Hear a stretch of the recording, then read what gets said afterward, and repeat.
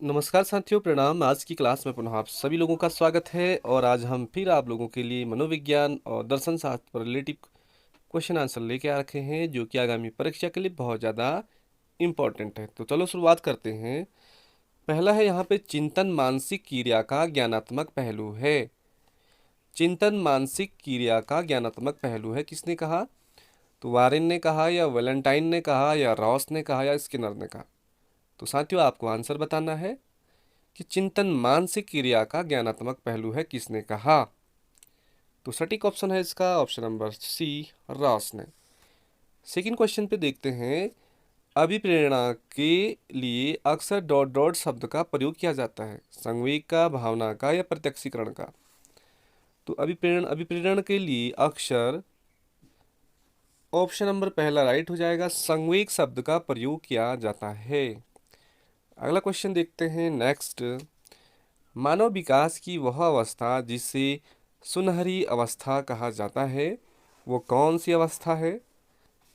तो यहाँ पे अवस्थाएं दे रखी साथियों, ऑप्शन नंबर डी राइट हो जाएगा, बाल्यावस्था। ऑप्शन नंबर डी, बाल्यावस्था को मानव विकास की सुनहरी अवस्था कहा जाता है। नेक्स्ट क्वेश्चन देखें। बुद्धि समावेश करती है, जो बुद्धि है वह समावेश करती है। चार ऑप्शन दे रखे हैं, आपको राइट ऑप्शन पे टिक लगाना है साथियों।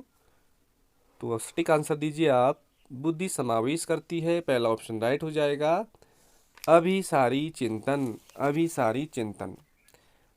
अगला प्रश्न है पांचवा, संवेग की उत्पत्ति डॉट डॉट से होती है।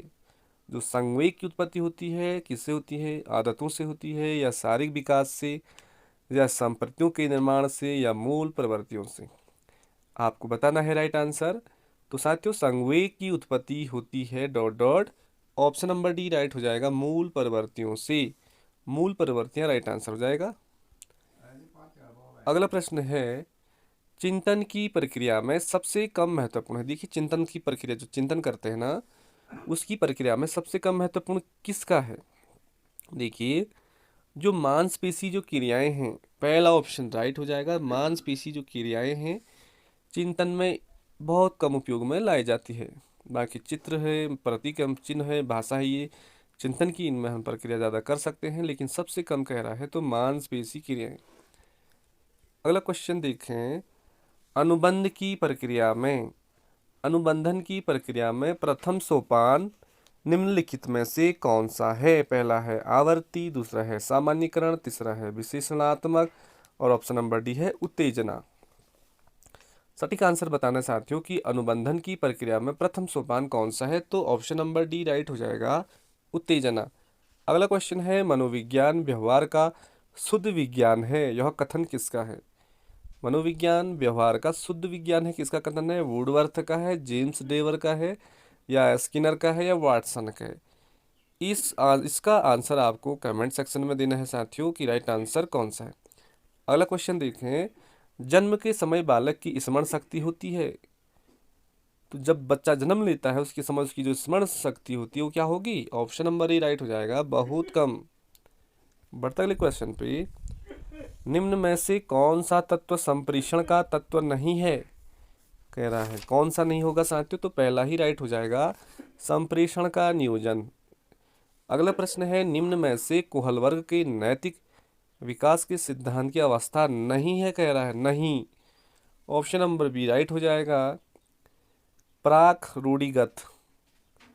12वां क्वेश्चन, क्रिया प्रसूत अनुकूलन में पुनर्बलन निर्भर करता है। जो क्रिया प्रसूत अनुकूलन में पुनर्बलन निर्भर करता है, किस पे करेगा? ऑप्शन चार ऑप्शन है, सटीक ऑप्शन पर आपको टिक लगाना है कि क्रिया प्रसूत अनुकूलन में पुनर्बलन निर्भर करता है। साथियों, option number A he right हो जाएगा कि अनुक्रिया की प्रकृति पर, अनुक्रिया की प्रकृति पर। अगला क्वेश्चन देखें। प्रशिक्षण एवं अभ्यास संबंधित हैं, किससे हैं?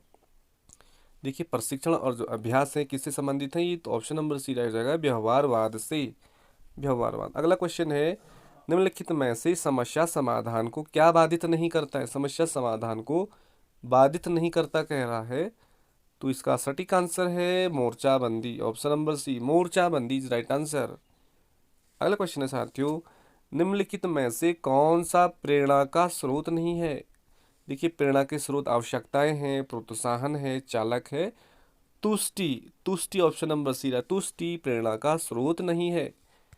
अगला क्वेश्चन पे चलते हैं।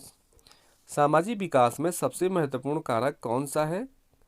तो इसका पहला ही ऑप्शन यहाँ पे टिक लगा रखा है कि जो सामाजिक प्रतिबद्धता, ये सबसे महत्वपूर्ण कारक है। नेक्स्ट क्वेश्चन है साथियों, शिक्षक सहायता में तुलनात्मक अध्ययन के लिए उपयोगी होता है। शिक्षण होगा वो, शिक्षण सहायता में तुलनात्मक अध्ययन के लिए उपयोगी होता है। तो क्या होगा? श्रव्य सामग्री, श्रव्य सामग्री, श्रव्य सामग्री। नेक्स्ट क्वेश्चन है अगला, एक अच्छा अध्यापक हो सकता है यदि, पहला ऑप्शन है वह शिक्षण में सचमुच रुचि रखता है। नेक्स्ट ऑप्शन है विद्यार्थियों को नियंत्रित करना जानता है, अपना भविष्य जानना चाहता है, अभिव्यक्ति अच्छी रखता है। तो एक अच्छा अध्यापक हो सकता है यदि वह जो उनका अपना टीचिंग का जो कार्य है उसमें वो अपना भविष्य जानता है, तो एक अच्छा अध्यापक वही है।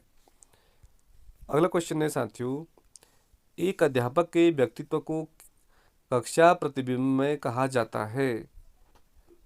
कक्षा प्रतिबिंब में कहा जाता है तो ऑप्शन नंबर बी राइट हो जाएगा, श्यामपट्ट पर किए गए कार्य को, श्यामपट्ट पर किए गए कार्य को। अगला क्वेश्चन है 20वां, शिक्षण में सहायक सामग्री को होना चाहिए, कैसा होना चाहिए? तो शिक्षण में सहायक सामग्री को कैसा होना चाहिए साथियों? ऑप्शन नंबर डी ही राइट हो जाएगा, शिक्षण उद्देश्यों के अनुकूल। तो साथियों अगला क्वेश्चन है कि बालक को बौद्धिक विकास 80% आनुवंशिकता से और 20% पर्यावरण का परिणाम है, यह निष्कर्ष किसने प्रस्तुत किया? तो इसका सटीक ऑप्शन है आपका ऑप्शन नंबर बी राइट। तो साथियों ये थे सारे क्वेश्चन आगामी परीक्षा के लिए बहुत ज़्यादा इंपॉर्टेंट। यदि क्वेश्चन अच्छे लगे तो लाइक कमेंट जरूर करिए। मिलता अगली वीडियो में, तब तक के लिए बाय बाय, जय हिंद।